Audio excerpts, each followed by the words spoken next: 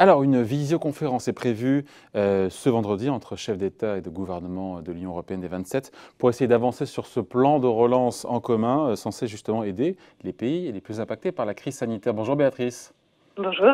Béatrice Mathieu, rédactrice en chef à l'Express. Bon, il faut quand même rappeler que ce principe de solidarité qui a été défendu, on s'en rappelle, on s'en souvient, par Angela Merkel et par Emmanuel Macron, incontestablement, ce principe-là de solidarité, de mettre en commun des dettes, c'est une avancée historique. Maintenant, il faut faire avaliser tout ça par les 27, notamment par certains pays réfractaires.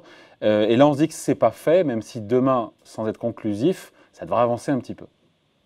Alors, c'est pas fait. Le plus dur est à faire.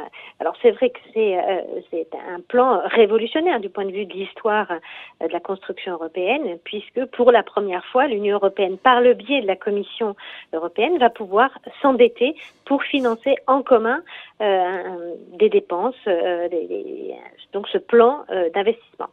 Alors, il faut voir, il y a plusieurs soucis.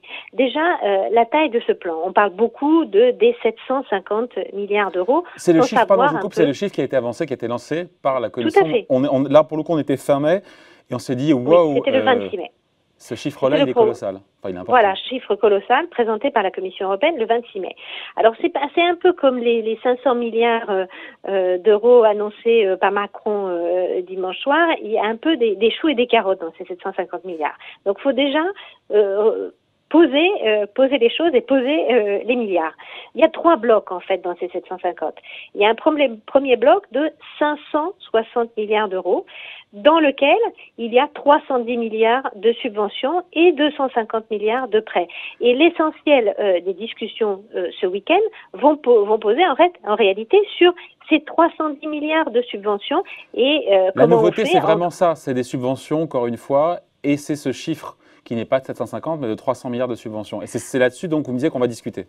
Voilà, c'est ces 310 milliards de subventions proposées par la Commission européenne. Donc, premier sujet de discussion, c'est ce plan qui s'appelle pompeusement une facilité pour la reprise et la résilience, qui est de 560, se divise entre 310 et 250 de prêts. Le problème, c'est qu'il y a une partie des pays qui ne sont pas d'accord sur la répartition entre les subventions et les prêts. On sait bien que c'est frugaux, dont le chef de file, c'est l'Autriche et les Pays-Bas, veulent quelque chose qui soit plus équilibré, qui soit pas... Ils sont d'accord, ils sont d'accord sur le principe du plan d'urgence, d'avoir un soutien européen, mais pas sur son montant global, surtout sur la répartition et sur le poids des subventions. Parce que les subventions, c'est ça la grande nouveauté. Hein, c'est ça, c'est exactement ça. Ils ne sont pas d'accord sur la répartition. Elle est là, elle est dans la subvention. Cette solidarité financière qui porterait sur des subventions directes. Eux préféraient que ce soit plus sur un système de prêts. Ce qui existe déjà, ce qu'on fait déjà. Ce qu'on fait déjà, ouais. Mais ils disent qu'en fait, ces prêts directs sont contraires au traité européen. Donc ça, c'est la première bataille. La deuxième bataille, elle va jouer sur la clé de répartition de ces subventions. Alors, on nous a dit pendant Pardon, des c'est quoi semaines... cette clé de répartition? C'est quel pays touche combien, c'est ça? Quel pays touche combien? Ah, voilà. Voilà. On nous a dit pendant des semaines, clairement, ce plan de relance et de soutien va aller en priorité aux pays qui ont été les plus frappés par la pandémie.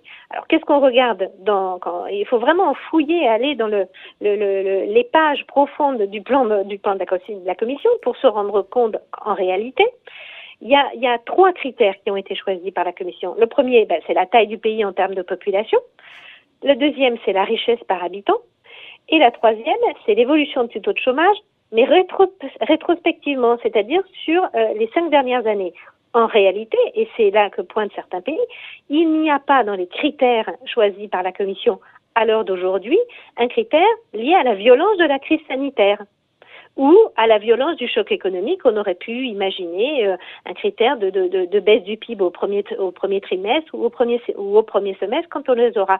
Il n'y a pas ces critères-là. Oui, ce sont des critères du passé qui n'ont rien à voir avec la crise actuelle, c'est ça en fait. Voilà, alors la Commission va vous dire, mais on a fait des simulations qui montrent que, et c'est un peu vrai, qu'en milliards sonnants et trébuchants, les 3 pays qui reçoivent le plus sont l'Italie, l'Espagne et la France.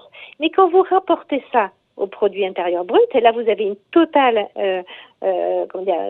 inversion dans la hiérarchie, puisqu'on voit que rapporté au PIB, ceux qui vont avoir les plus gros versements, ce sont tous les petits pays pauvres du bloc de l'Est. Et en premier, la Bulgarie ou encore la Roumanie, la Bulgarie qui recevrait l'équivalent de 15% de son PIB. Oui, mais en euros, ça sera toujours moins que ce que touche l'Italie ou l'Espagne. Certes, mais là encore, on va avoir une bataille qui a déjà commencé d'ailleurs en coulisses entre des pays riches, certains pays riches qui peuvent dire, et c'est le cas de la Suède, qui disent nous, on est riches, on a quand même été touchés par la pandémie et on va recevoir quasiment rien. Et d'autres pays, prenez la Bulgarie ou la Roumanie, qui sont effectivement pauvres, qui n'ont très peu été touchés, ils ont été assez épargnés, tant mieux pour eux par la pandémie, et qui rapportaient à leur PIB, vont recevoir beaucoup. Donc il va y avoir des tiraillements où chacun va arriver avec sa propre clé de répartition pour essayer de maximiser les transferts qu'ils vont recevoir. Donc, et les sujets qui fâchent, il y en a, on le voit. Hein. Il n'y en a pas sur l'essence même, le principe même, on le voit bien, mais sur le montant, la répartition entre prêts et subventions, et puis combien on donne à chaque pays.